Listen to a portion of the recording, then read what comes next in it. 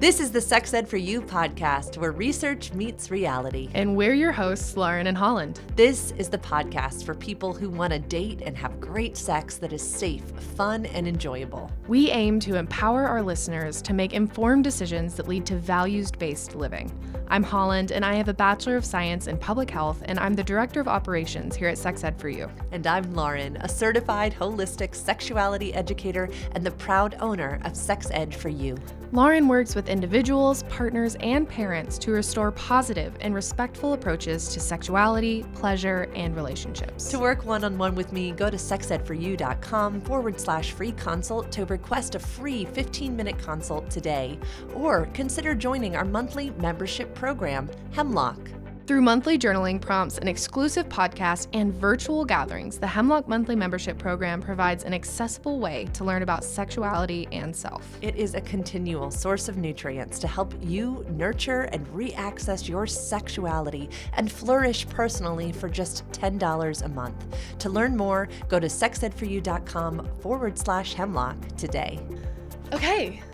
Hello. Good morning. Good morning. Good morning. Good morning. We matched again. We did it. Oops. Black top with blue jeans. Y'all can't see the blue jeans, Spotify and YouTube audiences, but we do this regularly now. Yep. And it's always just a I didn't think it was real, but like my mom and my sister have done that forever. Like, they've always worn the same thing on accident. They show up to places wearing the same exact outfit all the time.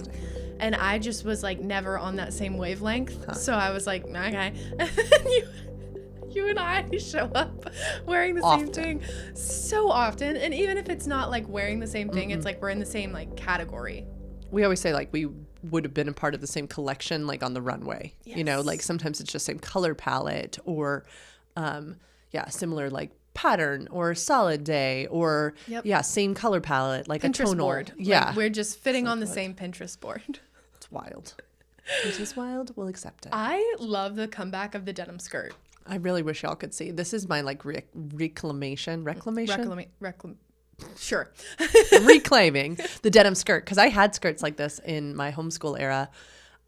Without the slit, I assume. I don't think they had a slit. I think they had a slit somewhere because you have to be able to move. They might have had a slit, just a lower one. But yeah, I've had a white one from the rental company newly, but I've never done a denim one. This one's really soft too. It's like really broken in denim. It's comfy. We use this thing called Newly. I feel like we should plug this more often. I think we should, because we can just alternate between your code and my code and make some money. Yeah. Y'all, it's a rental service, and the reason I like it, and then I want to let you speak to why you like it. I love not thinking about my outfits for a month. So I love selecting things that will perfectly attune to the things I have to do for the month, and then not having to think about it. Then every client day, I literally just wear a combo. I usually make them like mix and match my things I get. I want them to play off of each other, and separates that kind of work, that jive. And then that's all I wear for the month. And it can be seasonal of whatever's like, if it's spring or if it's summer. If I'm feeling like really grounded and earthy, I'll do that. If I'm feeling edgy, I'll do that. It allows me just really to play into how I feel, and it plays into body neutrality and body positivity for me, because as a person in a human body who lives in this world, I can find myself hating on my body sometimes if I feel bigger or smaller, yada, yada. So it just helps me have a beautiful mindset. If I'm like, oh, I don't want to wear tight fitting things this month, I really want to wear flowy, I can. And why do you like it? I like it because I am an impulse shopper. Not even impulse shopper. I like the dopamine. Yeah. It probably has to do with my neurodivergency. Mm-hmm. And yeah, I just love the like dopamine of getting things in the mail and having something to like try on, and just shopping is so fun for me, but it's not in the budget. Whereas like I would do it anyway if it's not in the budget, where Newly I can budget for it. Like it's $100 a month and you get 6 items.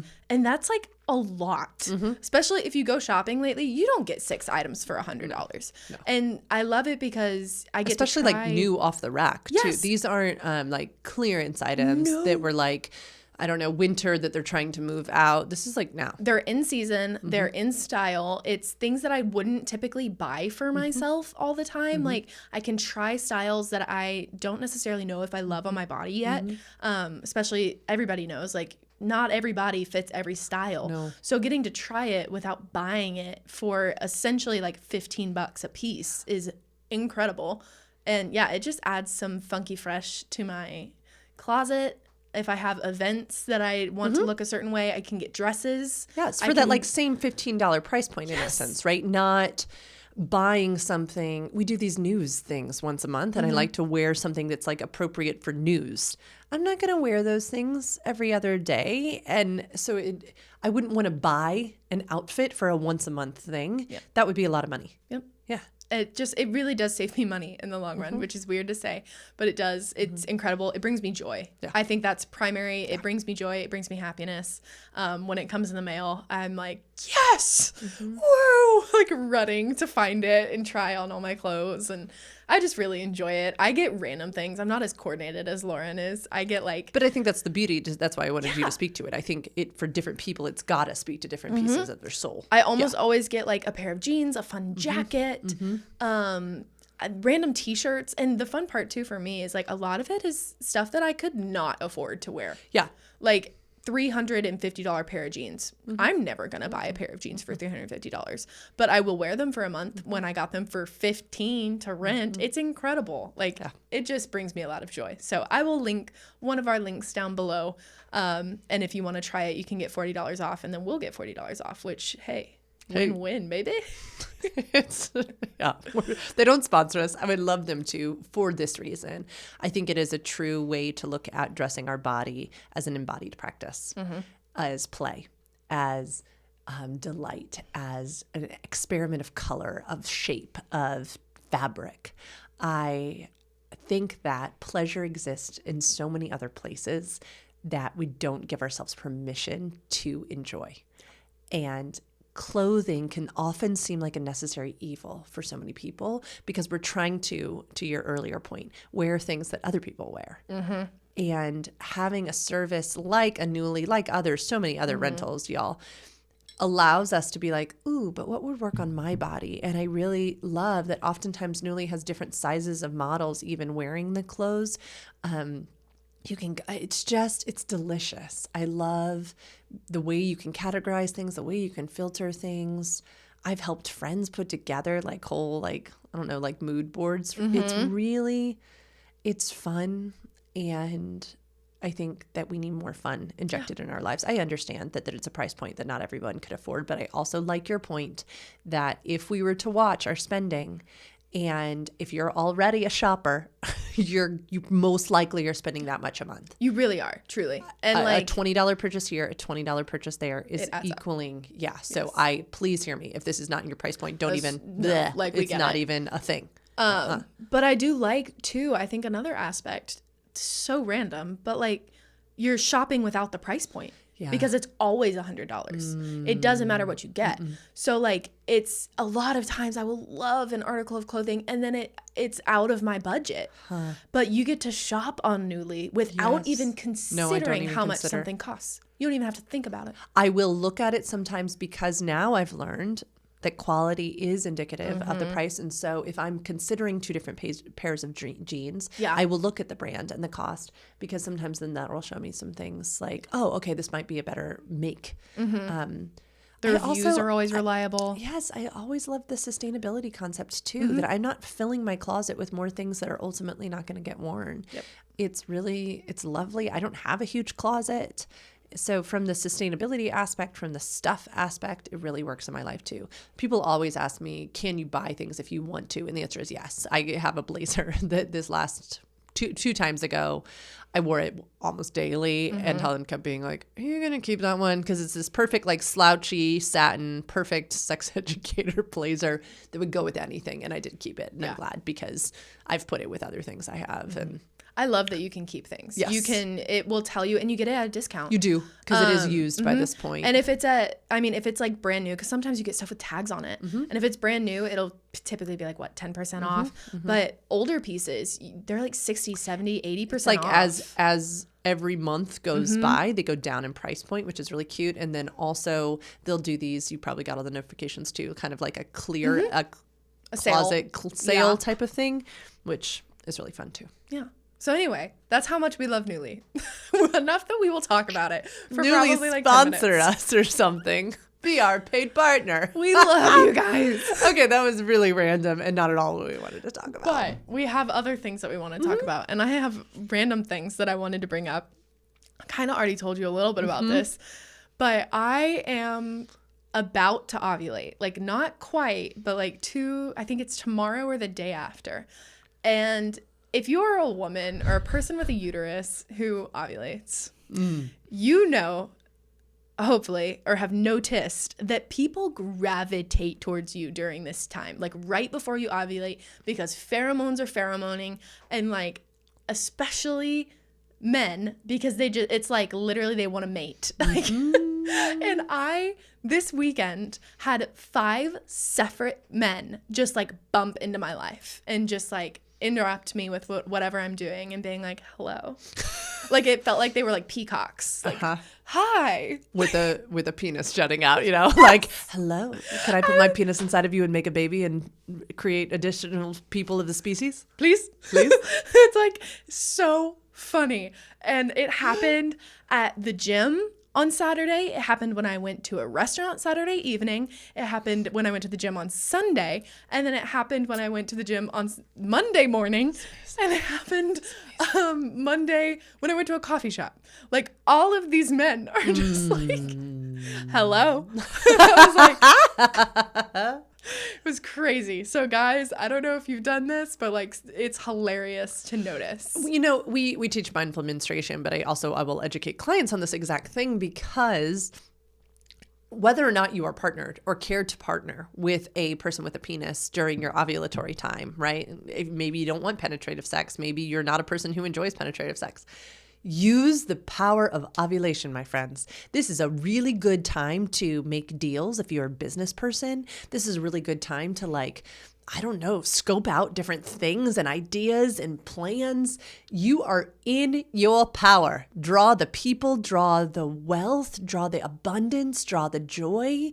If you want new friendships in your life, ovulation's a really good time. You are putting out your best self, and it is an extent. You know how we talk about menstruation being an amplification of feelings so often, and we should never discredit them. We should also never discredit our power in ovulation. You and I were talking about this with like gym confidence, right?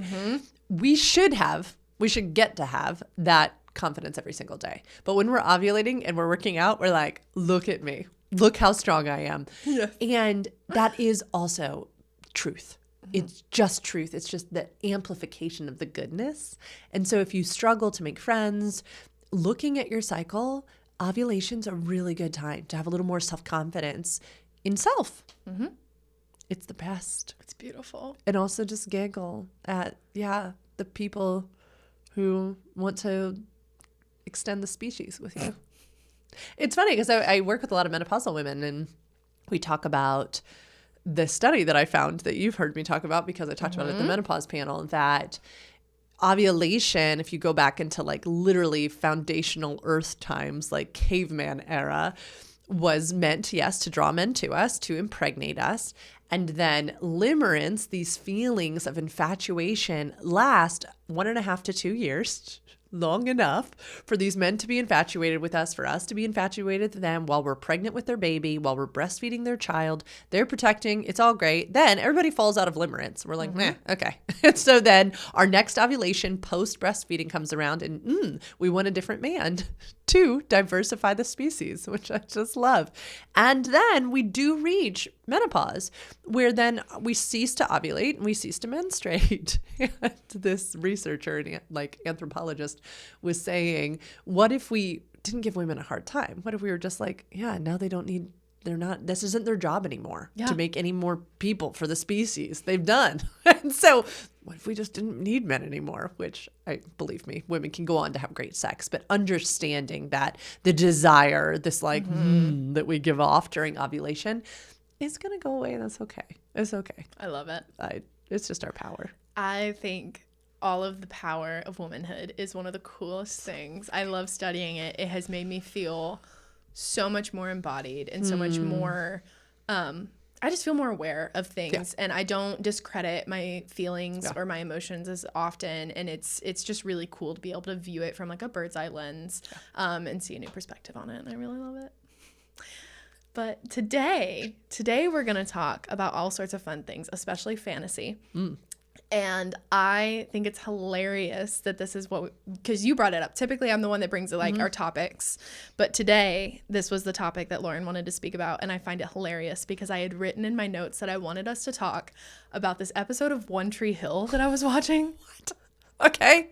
So random. But if y'all have seen One Tree Hill, spoiler alert, Haley and Nathan get married. They're just two main characters. Okay. And Haley is like a wait for marriage girl. That's why they get married, is because they want to have sex. Okay. And they get married in high school. It's such an interesting plot line. I don't know how I feel about it. Okay.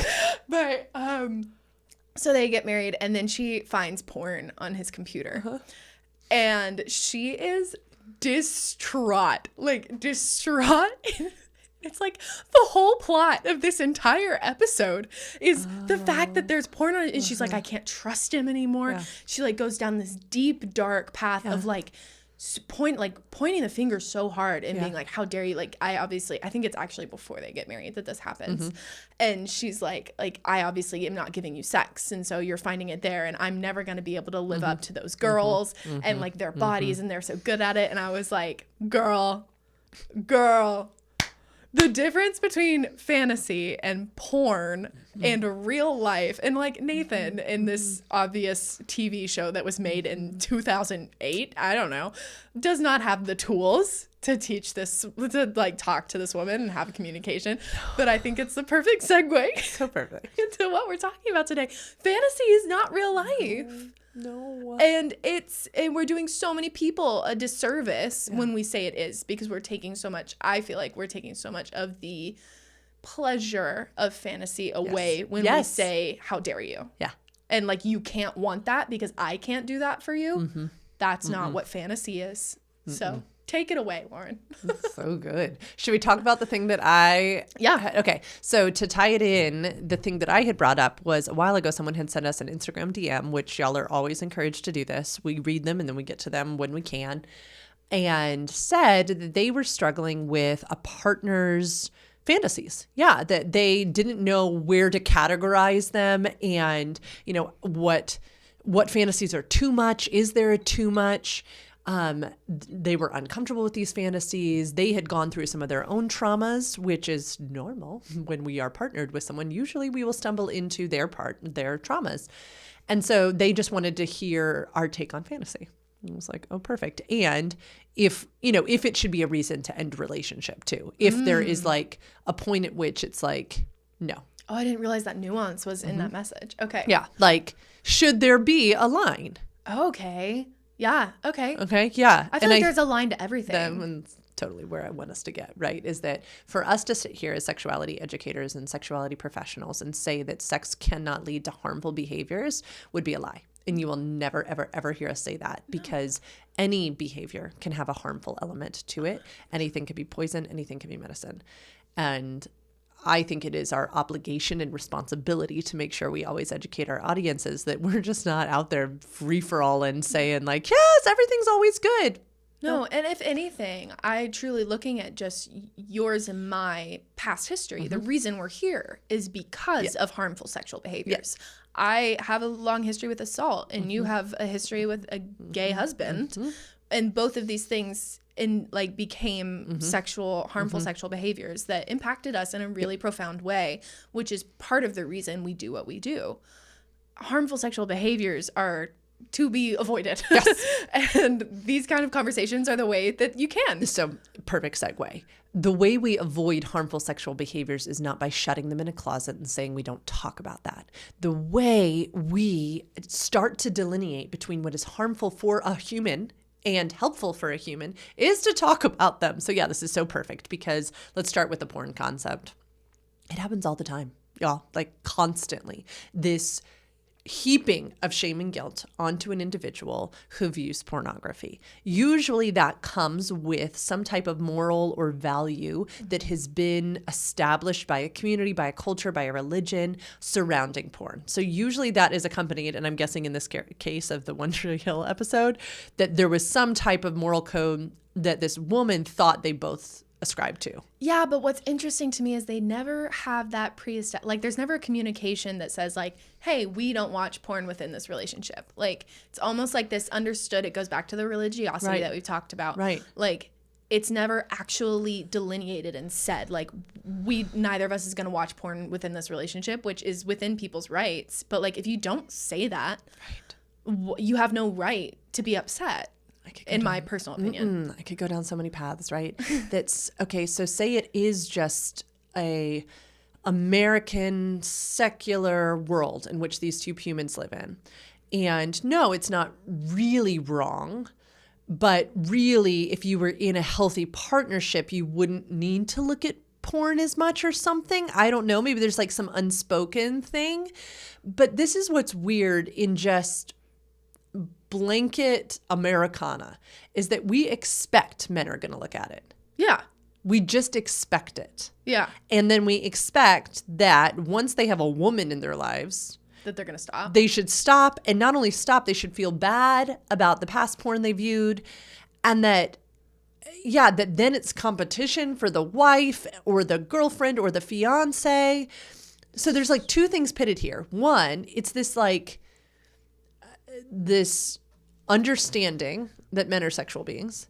Then on the other side, it's like, oh, so women aren't? So like a woman wouldn't be looking at porn, right? There's like this like, well, I would never do that to you. That's what she was saying. And the one she so she was like, am I not enough for right. you? And then we get into and that. like, right. if you loved me, you wouldn't need this. So then what this does, and Holland and I talk about this incessantly, sorry, not sorry, is this puts women against women. Yes. Am I not enough for you? Are you going to want her? And the person who gets off scot-free or heaped in shame or this combo of both is this guy over here. It's so weird. It's like instead of having some interesting, nuanced conversation about him, about what draws him to these types of porn and what does it provide for him and, ooh, what do we think those fantasies are connected to? And I'm so happy for you that you have a solo sexual practice. This is beautiful because it reminds me that I need to keep cultivating mine. Instead, the women hate women, feel that they're not enough. I'm not going to be enough for you. Those women are this, that, or the other thing. And then he's supposed to be made to feel bad, but then it's just expected that he's going to do it again. So you know what does create a downfall in relationships? A breach of trust. The breach of trust is painful. Yeah. Deceit hurts relationships. So I want to be really clear. If people listen to this podcast and their lives have been impacted by porn, what I would like to say to you is this conversation might be like painful. And what I want you to hear is that I acknowledge the pain that comes from secrecy and deceit and lies and breaches of trust. And that no human being should ever have to experience that. I experienced that with my now gay ex-husband who went to alcohol to numb all of his feelings. And so would lie to me constantly about his sobriety or about where he had been, what he was drinking. It was horrifying. I felt like a crazy person. Lack of trust inside a relationship, detrimental. I am not here for it. Like it is absolutely unethical, unloving. It will destroy. People need security and safety inside of partnerships. That's over here. Then we've got to address, yes, this giant elephant in the room, which is, well, but what about fantasy? Because so many people view porn that is incredibly erotic to them, that is stuff they never want to do in real life, and is not something they'd want to do with a partner, and is something they really do for themselves. Yeah, and it's just, it can be so nuanced. Nuanced. I also want to mention, granted, we've had interesting journal articles about this too. There's porn addiction. I like to say, I don't like to say porn addiction. I like to say addictive sexual behaviors. Okay. Because I do think, right, that to your dopamine, your shopping thing. Yeah. There are certain hormonal kicks that one can get through an orgasm. And we can start to use that fix, just like people use shopping, just like as an escape tool, as a coping mechanism. And we can go to a tool that works to cope compulsively. We can become compulsive with our habits that lead to detrimental effects. That can happen with anything. So I think that there can be compulsory sexual behaviors that become harmful, and we can have addictive patterns to them. I don't like to say porn addiction because it makes it sound like that thing's fault. Or like that's the substance. Like the onus still lands on I like us. to say addictive sexual behaviors, or I like to say compulsive sexual behaviors or combine them both, right? Yeah. So there's that. And then I also wanted to mention there are certain types of porn that shouldn't be consumed. Yeah. There is unethical porn. Yes. I recently was talking to a friend about the porn that they watch, and I was like, oh, let's not do that. Like finding things on Reddit that have been taken from someone's OnlyFans. I was like, no. We compensate sex workers for the work that they do. It is unfair, and it's just immoral to me. It goes against my values and ethics.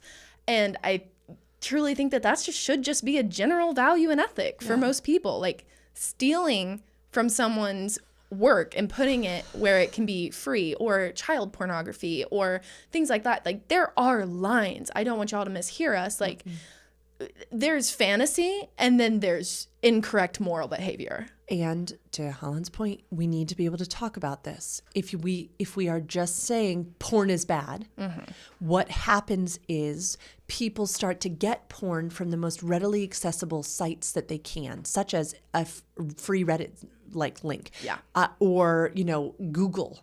And these are usually taken from other places that have worked really hard to put content behind a paywall so that they can compensate. Or it's this creator's own, like their beautiful stuff that's on their OnlyFans, right? Or their select page.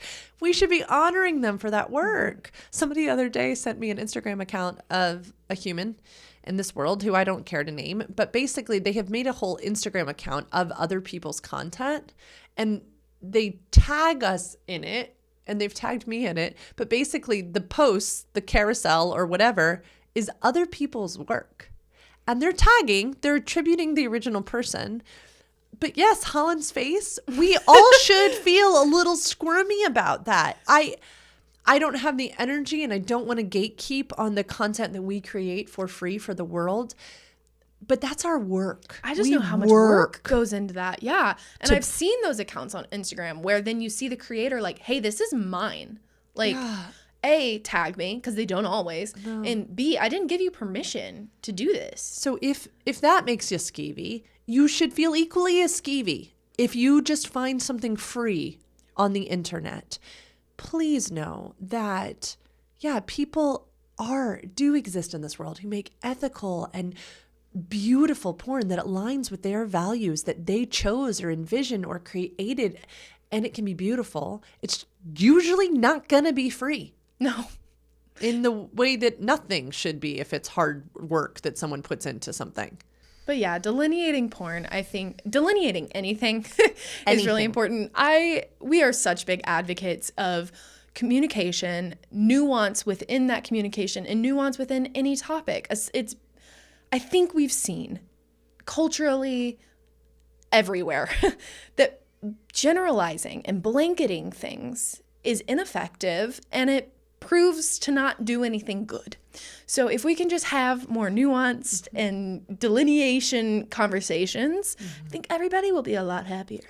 And, I'm fascinated that scientists have been doing this for forever, right? They do some scientific research, and then they find out something until they learn something new, and then they change that it changes the outcome. They're like, oh, okay, so now we think, and then they learn on something more. So now we think. We get to do that. We get to be generative as human beings. Yeah. We get to learn more, right? There are seasons, I talk with parents about this all the time. There are times where children should not be exposed to porn. Oh, absolutely. It is not developmentally healthy for young people to be exposed to adult beings having sexual encounters with one another. Most of the time, too, these are happening in secret spaces. So they're not learning that, oh, those white, skinny, able bodies who are a male and a female, oh, that's not the only type of sex that people have, right? Because most of the sex ed that we experience and are exposed to is inaccurate and incomplete. And so if that is a child's only sex ed, which happens most of the time because it's the only time they're actually seeing real genitals, right? Doing things, then that's a fragmented scope of sexuality education. And if you want to learn more about your kids seeing porn accidentally, we do have a really cool webinar called Help My Kid Stop Porn. You can find it on our website. I'll link it below. It's really interesting and it's really helpful if you have kids. Honestly, I think it would be great for you to watch it before your kids stumble onto porn. So, because they will. It's not if, it's when. Yeah. And it's a conversation we should be having with our kids all the time. Because again, we could become inadvertently sex negative right away when we give a harsh response to the viewing of porn instead of opening up this beautiful conversation about fantasy. So let's kind of segue into the fact that porn is oftentimes a element of fantasy that can be really healthy in people's lives. And this kind of ties into both your One Tree Hill episode and the message we got sent. So let's bring up our favorite, Dr. Jack Moran. Jack, wow, boy, if you were alive these days, Trey wouldn't have a chance. I think my favorite thing to discover through Jack's work, and I just feel like I can't get enough, I just eat it alive, is this concept that all of us have these core erotic themes. As a person who believes in trauma-informed care, I love that these core erotic themes often come from wounds that we've experienced in our lives. And I know that there are many out there who would love to pathologize us and who would love to say, oh, yes, you like that type of nasty thing because you're so broken. And if you could just be with this one person for the rest of your life, then we'd know you were healed. Well, that's outdated and old information and started with Freud, and it quickly got overruled by other brilliant minds, but we've still held on to it. We've still held on to this antiquated, stupid thought that you are only healthy and developmentally great and a sexually whole being if you are in the moment with your partner, having sex with this one partner, only daydreaming about this one partner when you're having sex with them. Sounds boring. It sounds so boring. It sounds like all of those things that it's like, we only use this much of our brain. It's like, it's like, no shit. We encourage it. Yes. That's what the society does. And again, I think it is victim blamey. Yeah. It's like, oh, well, you should do better. You should heal more. It's like, well, what if we are really smart human beings who know that pleasure is the greatest antidote to pain? Most of us were harmed sexually way before our frontal lobe was completely developed. Okay, so these were like things planting themselves in our sexuality way before we were giving consent. So I'm sorry, it's not compassionate and I don't like it. So I prefer Jack's take on this, which is we all have these core erotic themes that lead to these 4 cornerstones of eroticism, these things that really tend to turn us on and excite us erotically. What he shares is that oftentimes these erotic turn-ons that are our deepest and most wildest and most delicious fantasies are not the things that would make for great partnership. And how do we integrate the two? How do we sit with, I am not a broken person who has sexy erotic thoughts, and I really want to establish a healthy partnership? How do we do that? And he just talks about normalizing our erotic imaginations. And in fact, instead of shutting in the closet all of these deepest longings and imaginatory scenes and all this type of stuff, instead leaning into them. Because when we start to bring them out of the closet and integrate them into our lives, that deceit, the eroticism of deceit, goes away immediately. Because the one element of eroticism that will forever be harmful, and this is what we said at the beginning, is lying, is a breach of trust. That will destroy every partnership. And you cannot say that sex ed for you tried to tell you, oh, but my eroticism is so great. Not if you're being deceitful. Nope. Sorry. But that's the thing that's hurting. The beautiful thing about the cornerstones of eroticism is you don't have to lose that adrenaline. No. You can find the ways, because part of that is what's sexy. The violating prohibition. Yes. So sexy. So doing things without your partner knowing in a deceitful way, bad. Doing things without your partner knowing, but in a way that is consensual. In a private way? Yes. Yes. In a private, not secret way. Yes. We talked about that on the last episode. Yes. It's important to delineate between the two and also see that you don't have to lose the adrenaline and the eroticism of that situation. Yes. You can find a way to funnel it into your erotic fantastical life if you want to. Yes. Here's an example, and I love to give this one. Because of my upbringing inside of purity culture, men were very controlling of my sexuality, of my sexual being. One of my go-to fantasies, if I wanted to become aroused very quickly, is an affair fantasy where I am the cheating party and where I am almost luring someone to cheat with me, also out of a partnership.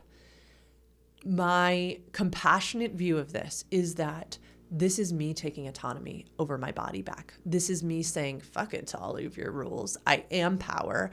I get to be in control. I get to assert power over the patriarchy. I get to be desirable. Okay, that is the number one thing that people find in their fantasies, that they are the center of desire. And so in this one, the person that I'm cheating on desires me. The person who's cheating desires me. I'm just the center of desire. This is one of my most readily accessible, will arouse me the fastest fantasies. This would destroy my partner, my profession, my community, another person. These things sit in juxtaposition together. Now, when I am having a solo masturbatory practice, my partner might know this. I might say, hey, I'm going to go have some solo sexy time, my private time, right? So that privacy is respected, of course. And I'm not telling him what I'm fantasizing about, right? So I get to still have this world, like Holland was just talking about, right? This whole erotic world exists in my head. Then what's so crazy is that once arousal fades, once orgasm has been achieved and we are in a refractory period and arousal is crashing again, I don't want those things. Not at all. They're gone. They are gone. Unaroused Lauren, just, nope. Yep. Nope. Clear. Not anything I would do. No. And so I get to have that naughty little brain moment, and then it goes away, my friends. It is, and I could, sure, feel so guilty and shameful about it, but instead I go, great job, Lauren. Like, wow, wonderful. Didn't that orgasm feel so good? And then I go about my day. Yeah, and it changes nothing about your morality or the way that you conduct your life. It doesn't make you a bad person. Nope. It's genuinely just fantasy. I wish there was a way to just be like, they're so separate. Like an easy one I say is that we all grew up reading fairy tales, or they were assigned for them. We were assigned to read them in school, such as like Peter Pan, right? And so many of us grew up watching the movie Peter Pan and grew up reading Peter Pan. No one assumed that by us reading Peter Pan, we would all think that we were just going to go and fly. No one. We didn't. We didn't think alligators were going to come eat us. We didn't think Captain Hook was real. Yes, some kids had nightmares about it and stuff, but then what would adults say? They would say, this is pretend. This is not real. I don't know why we cannot understand this world of pretend.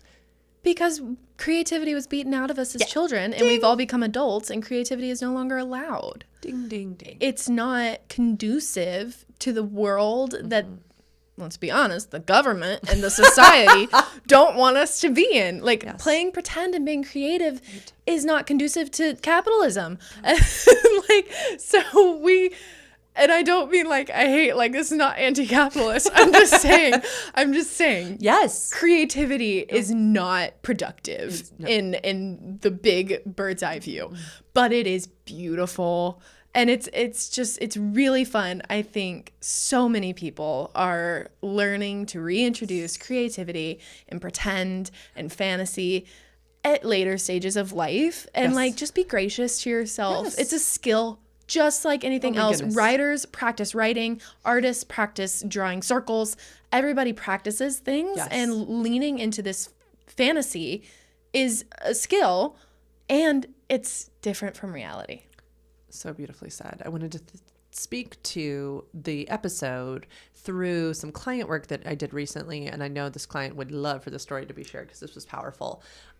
They were working on integrating sexual privacy into their lives. Het couple, had been married 5 to 8 years and had always had this view that pornography was wrong. And once starting work with Sex Ed for You, individual work for the person in the female body, really started to see, oh my goodness, I've been like policing my husband's pleasure. I've been like saying, because I can't experience pleasure, you don't get to experience pleasure. And so we worked on developing a personal pleasure practice for this person in the female body. They started having these mind-blowing orgasms all on their own. Their husband wanted to hear all about them. Like, oh my gosh, tell me, did you have some solo pleasure practice time today? And she'd be like, yes. And then they would talk about it. And then they'd have great sex later that night, right? And so we started to see that so often we will project onto another person, ooh, you're gross, because we have this ooh, gross view of pleasure ourselves. But once we begin to celebrate pleasure. So guess we had built up pleasure for her. Now we wanted to work on extending him full permission for his sexual privacy. And so she was doing that. And she said, Lauren, there's something I'm still working on though. And that is jealousy of these other women, that to this episode, right? That I am not like them. And I said, I want to challenge you with something. I want to ask you to ask him some questions that maybe we've never asked before. Okay. Because she wanted to start doing dirty talk in the bedroom. And she said, but I think that he's probably expecting me to sound like the women he watches in porn. And I said, you're going to think I'm crazy, but I'm going to almost bet you 100% guarantee that he doesn't listen to what they're saying. And maybe even that he listens with the sound off. And she's like, what are you talking about? I said, I think that he might be watching this purely getting enjoyment of two people enjoying a pleasure-filled moment. Because this person was just watching literally like het porn. And I think that he is probably watching the woman's enjoyment of the sex that she is having with this man. But what would you, could you ask him, hey, what feels so good? How does it feel to watch this porn? And are you listening to what they say? And yeah, how does it make you feel in your body? She's like, fine. And so she comes back to the next session. She's like, you're not going to believe this. I'm like, what? And she's like, I said, like, hey, when we do dirty talk, are you expecting me to, sound like the women in porn? I feel a little self-conscious that I'm not going to speak as well as they. And he goes, oh, honey, their sound's never on. I don't know what they say. Like, yeah. And so then she said, why do you watch? And he said, oh, because I can just tell these two people are having so much fun and it feels so fun. And I know they're having fun. And so I can have fun and then it's over and done. And she then got brave enough to say, like, are you expecting me to do any of that stuff? And she was like, no, like, I love the sex we have. Like, no, like, that's for me. That's like for a peaceful self-orgasm, just like your pleasure practice and your romance novels that you read, just like that's for you. Like, no. And she was like, oh my goodness, I've been sitting here comparing myself to people, and you and I talk about this all the time, the Fast and the Furious movies, comparing to like if that's how people learn to drive. No, those are like professionals doing what they do, right? We shouldn't compare ourselves to the people in porn who are getting breaks. They're getting like their hair brushed. They're like getting the lighting. Holland and I have so many lights in here, y'all. Y'all, Like, if you could see this setup, we don't just walk around looking like No! this. We do our hair and our makeup. We have 3 separate lights going, professional cameras, professional microphones. We know we're going to be on camera. Yeah. As would anyone who's preparing for a porn scene, they would know they're going to be on camera, right? If they like their pubic hair a certain way, they're going to prep it. If they, yay, great. And real sex is messy and beautiful and wonderful. Nuanced. Yes. I love the word nuance. Right? It is fantasy. It is okay that is professionally put together. Yeah. Too. It's really okay. It can be beautiful. It's like going to see a movie. Beautiful. Also, you're seeing a movie. I know we're all giggling because, we see so many of those like day in the life posts now where like you see somebody yawn and get up out of bed. And do you all ever giggle? Like they are acting because they already got up and put their phone across the room on its stand and then gave you their like got back in bed and pretended to wake up. To turn on lights, they're setting up their phone, they're turning off and then they go back up the stairs. Like hikers are hiking ahead, putting up their phone, running backwards, and then hiking back towards their phone. Like, not that it's bad. We do this. Literally, Lauren content. and I are content creators occasionally. Yes. When we have the motivation. The motivation. And y'all, it is not glamorous. It is not as carefree, beautiful, and easy as it seems. And it should, because that's the purpose of content creation. But porn is content creation. Yes. It is curated. It is designed and screenplayed, and like there are literal scripts, y'all. Like I love watching like porn actresses and actors talking about the behind the scenes. And it's so interesting, everything that goes into it. So fascinating. It's beautiful. Yes. It is a scene. It's like movies. Like, right. And if you're having a hard time digesting this, like think through your favorite film genre, right? Like whether it is, action, whether it is romance, whether it's comedy. These are people who have worked at their art, and it's okay. We have just vilified the sexual body so much, and I think it robs us of the nuance. Again, is deceiving a partner, telling them you're never going to watch porn again, and then going and watch porn, and then being like, oh, but you knew I'd do it again, and please just forgive me, and doing this over and over again. Is that okay? No, this is not. It's harmful. It's just not.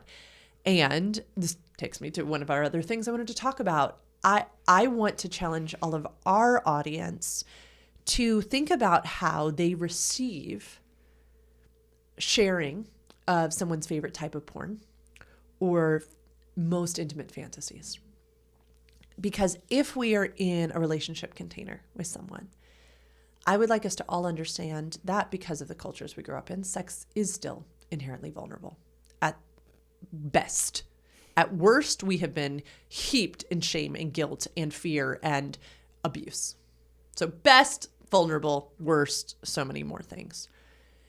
When we've chosen partnership with someone and we're getting to the level of partnership where we're starting to share erotic fantasies, whether it's things we'd like to role play, which we like to delineate between fantasy is something you're not interested in doing. It is something you want to live in the erotic space, and scene work or play, which is stuff you'd like to create and do. You'd really like to do it. Think about like schoolgirl outfits. Yes, schoolgirl, or like restraints or shibari rope stuff, or temperature play, or toys, or handcuffs. All these types role of play of random things. Costumes, masks. I mean, you could go down a long, beautiful kink world, okay?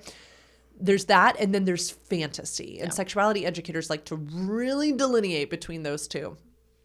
Regardless. Or porn, favorite types of porn. Regardless of what you are sharing and hearing and receiving, I would love for everyone to think about what does it look like to be a safe person to receive those things. To sit in a space that says, okay, I am not going to yuck a yum right here. I am just going to be here to hear. I don't have to like it.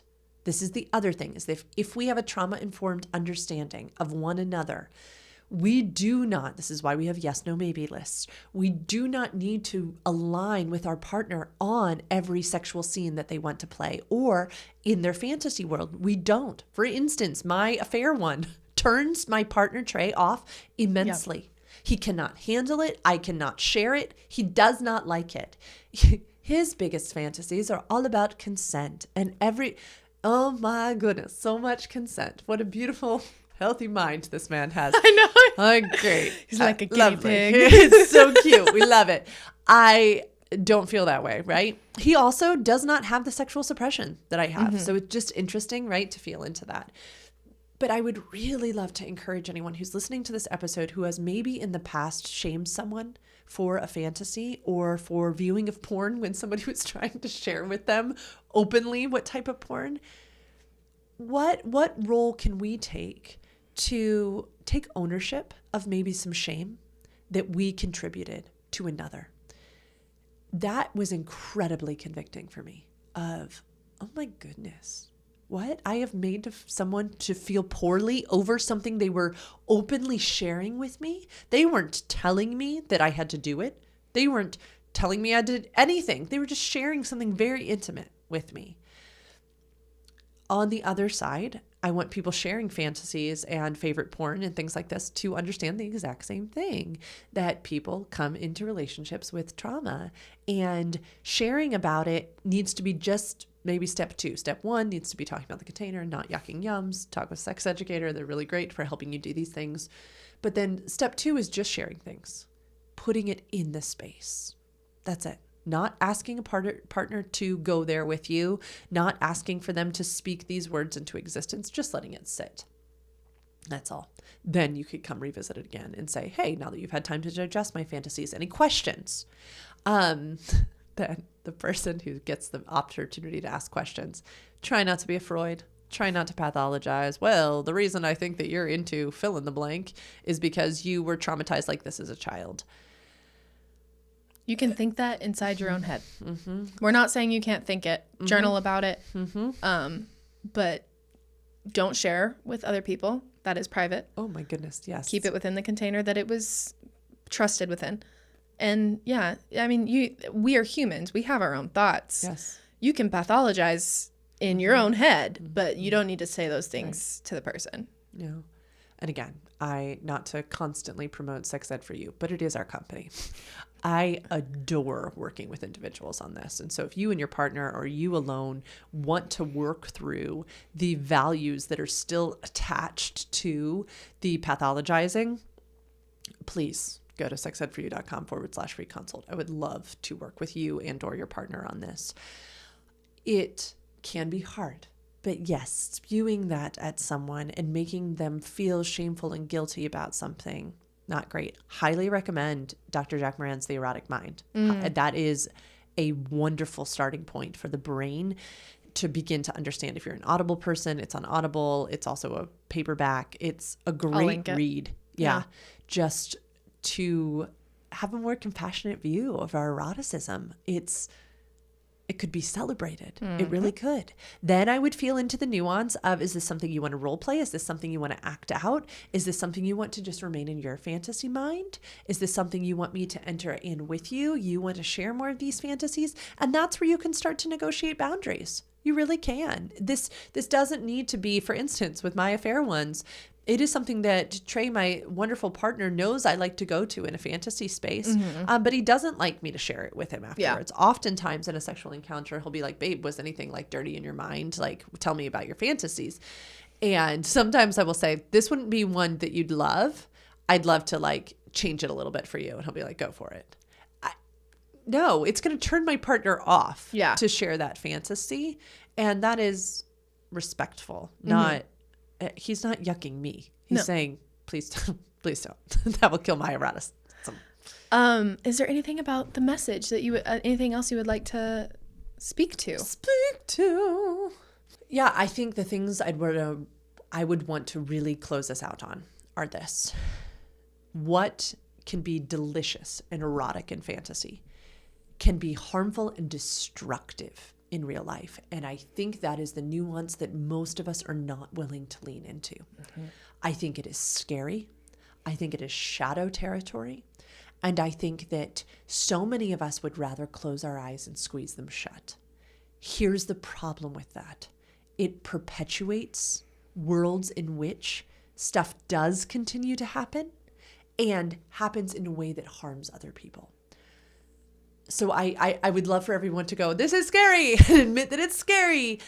And then lean into, okay, what if we all just accepted that so much of our childhoods were full of things that built our core erotic themes, and that we do have sexual fantasies. Let me be super clear. Fantasies are not something that should or could be acted out in real life. Mm-hmm. I am not going to go into an exhaustive list on those on this podcast, for mostly the fear that I would leave something off or that something would be misinterpreted. I would so much rather do this in a one-on-one conversation, but I want you to just use your own imagination. There are things that could be incredibly harmful that are not even play scenes at like a sex club. Yeah. These are things that should not be acted out in real life.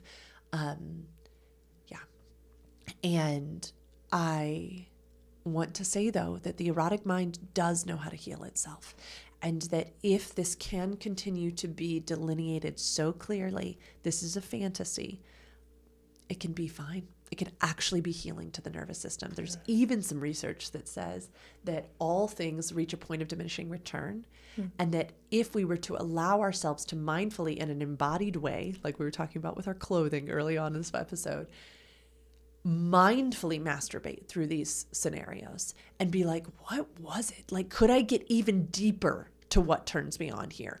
What we can do is we can start understanding that nuance and writing a new sexual script. So often we just go back to the same sexual scripts because we know it turns us on.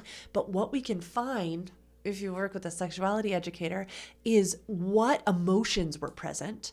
And so where could we extract those and then write a new story? What other forms of content could we expose ourselves to? Erotic literature, audio erotica, the porn, ethical porn that stimulates those same emotions inside of us and then leads us away from these sexual scripts that we've been using forever. So if it is what Jack Moran would call a troublesome turn on, if we are turned on by something that actually doesn't sit well in us and we would like to move from that fantasy to another fantasy, what comes to mind is many people are turned on by assault, their personal assault.